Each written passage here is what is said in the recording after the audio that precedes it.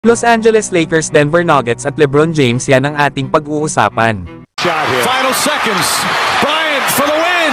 Bang!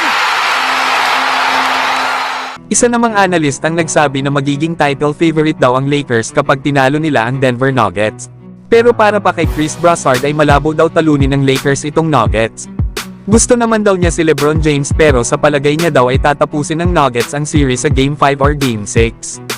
Lalo at mas lumakas daw ang kupunan nila Jamal Murray at Nikola Jokic kesa last year.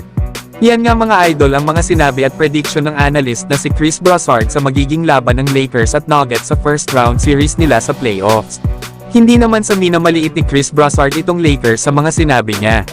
Lalo at na-dominate talaga ng Denver Nuggets ang Los Angeles Lakers simula pa last year. Kaya naman marami ang mas pabor na mananalo itong Denver Nuggets sa kanilang series sa Lakers. Pero para sa akin mga idol ay hindi basta-basta magpapatalo itong Lakers gaya ng pagkakasweep nila last year sa Western Conference Finals. Mismong sila Nikola Jokic at Michael Porter Jr. na ang nagsabi na sobra daw silang nahirapan sa series nila sa Lakers. Kaya tingnan natin kapag nagsimula na ang laban ng dalawang kupunan kung Denver Nuggets pa rin ba ang magdidikta sa kanilang series. Pero kayo mga idol, sang-ayon ba kayo sa mga sinabi ni Chris Broussard? Samantalang LeBron James sobrang excited naman na makakampi itong si Anthony Davis para sa Team USA. Para pa kay LeBron ay ito na nga daw ang lahat para sa kanya. Na first time na nga lang daw ulit itong makakapaglaro sa Team USA sa Olympics since 2012. Nagkaroon nga daw ito ng magandang oras para sa red, white and blue uniform. Kaya sobra daw itong masaya panigurado lalo at nagawa na nila ito dati ni Anthony Davis. Na kung matatandaan ay fresh pa nga daw itong si Davis galing sa college. Hindi pa nga daw sila noon nananalo ng championship na magkasama. Hindi rin daw sila magkasama pa sa ilang mga seasons noon.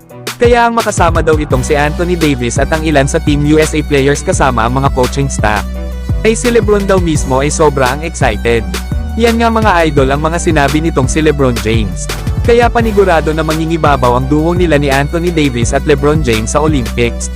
Lalo at kabilang nga sila sa roster noon ng Team USA sa Olympics ng 2012.